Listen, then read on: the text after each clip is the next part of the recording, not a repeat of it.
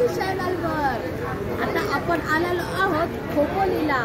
जे सकाळी आपण निघालो होतो पळसधरीला, पळसधरीवरून आपण मध्ये करणार आहोत खोपोलीमध्ये आपण जाणार आहोत गगनगिरी महाराजांच्या मठामध्ये भेट द्यायला। तर आता आपण बघूया तिकडचा प्रवास आणि तिकडची सगळी माहिती।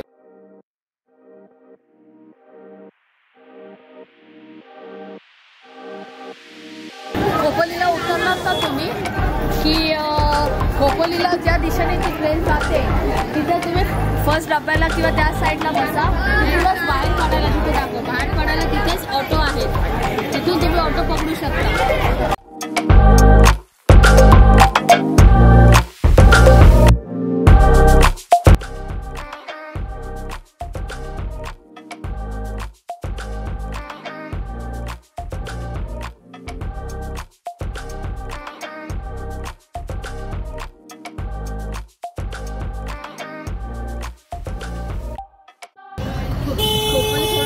झालेला आहे म्हणजे बऱ्यापैकी डेव्हलप झालेला आहे।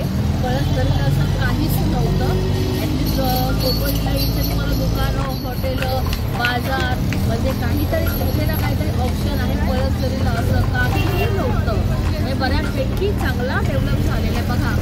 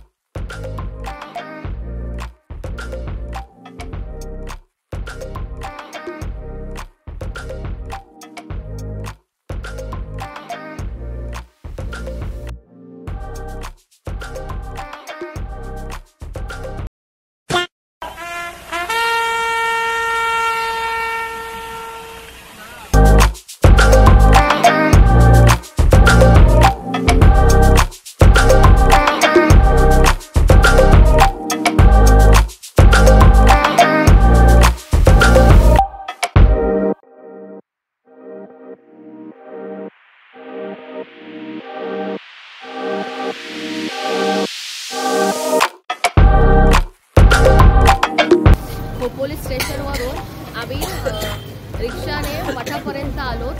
रिक्षामध्ये आपल्याला पर सीट 20 रुपये घेतलेले आहेत। आम्ही काही यूट्यूबला पाहिलं त्या 15 रुपये होते, कदाचित भाव वाढला असेल, पण 20 रुपये सीट आहे।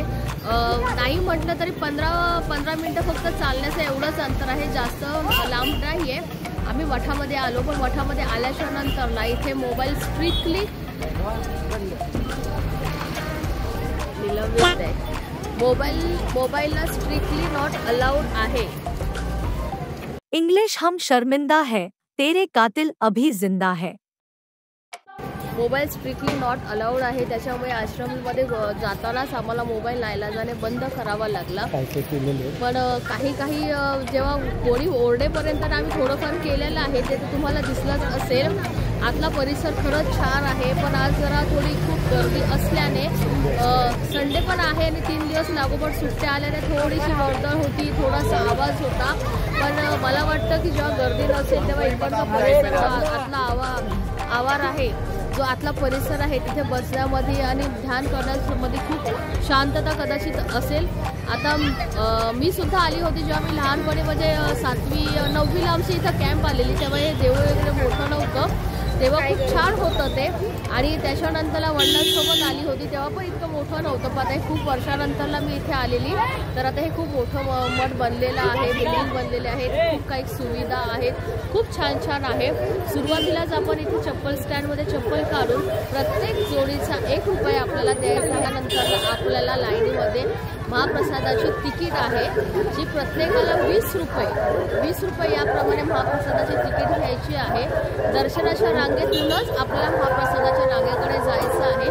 दर्शनाची रांग थोडी मोठी होती, दर्शनाची रांग सुद्धा थोडी मोठी होती, पण आली 15 मिनिटांमध्ये ती लाईन आली आणि त्याच लाईनीमध्ये त्याच रांगेमधून आपण महाप्रसादाच्या लाईनीसुद्धा सुद्धा गेलो. तिथून ताट घेऊन आपल्याला ते ताट अन्न घेतल्याच्या नंतर आपल्याला शिस्तीने एका लाईनीत बसायचे आहे. ते बसवतात तसे बसायचे आहे. आपल्याला जितके अन्न हवे ताटात तितकेच घ्यायचे आहे, विनाकारण वाया घालवण्याचे स्ट्रिक्टली तिथे सांगितलं जातं. आपला महाप्रसाद झाल्याच्या नंतरला आपले जर काय अन्न खाली पडलेले असेल तर आपण स्वतः उचलायचे आहेत. नंतरला आपल्याला जो आपला स्वतःचा ताट आहे तो स्वच्छ, अगदी स्वच्छ म्हणजे स्वच्छ धुवायचा आहे. कारण आपला ताट आहे तो स्वच्छ धुवायचा आहे, कारण की तिथे आपण ताट जेव्हा सबमिट देतो तेव्हा ते तिथे चेक करतात. जर तुमच्या ताटामध्ये एखादा कण किंवा काही डाग किंवा तेलकटपणा जरा तरी दिसला तरी ते पुन्हा आपल्याला धुवायला सांगतात. म्हणून जर ताट धुवून असेल तर व्यवस्थित धुवा, जेणेकरून तुम्हाला सेकंडमध्ये जावं लागणार नाही, फर्स्ट आयटममध्ये तुम्ही पास व्हाल. म्हणून असा महाप्रसाद आम्ही घेऊन आता डायरेक्टली आम्ही बाहेर आलेलो आहोत, कारण की आश्रमाला गर्दी पण आहे, इथे ते फिरण्यात अलाउड सुद्धा नाही आहे. आणि आता आम्ही इथून कदाचित पायी जाणार आहोत, कारण की आता आपल्याला CSTची जी ट्रेन आहे खोपोलीवरून ती 4:30ची आहे, म्हणून आम्हाला खूप वेळ आहे. त्याच्यामुळे आम्ही रिक्षा न करता पायी चालणार आहोत. तर तुम्हालाही जर इथे खोपोलीला गगनगिरी महाराज मठात यायचं असेल तर तुम्ही अर्ली मॉर्निंग करून, जसं आम्ही प्लॅन केला, पळसदरी केला, त्याच्यानंतर खोपोलीला आला.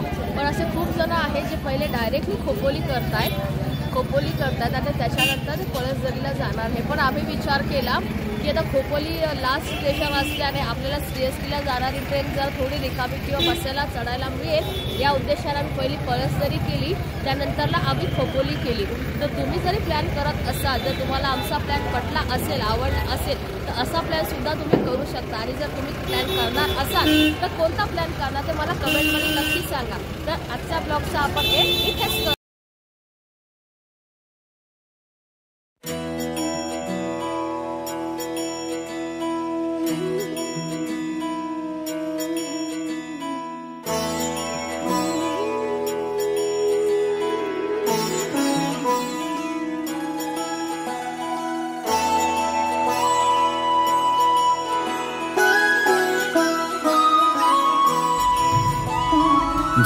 जय हो शंकरा,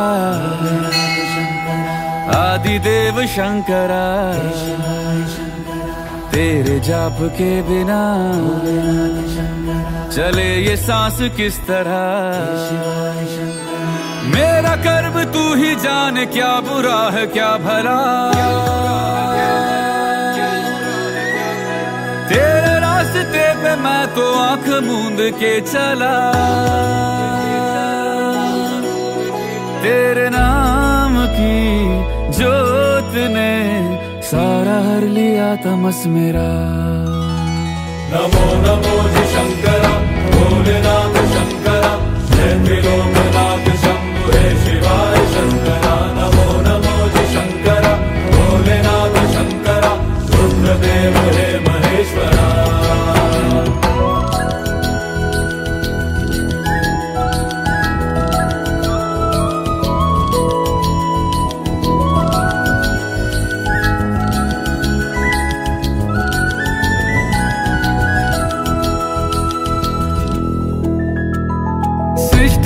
जन्म से भी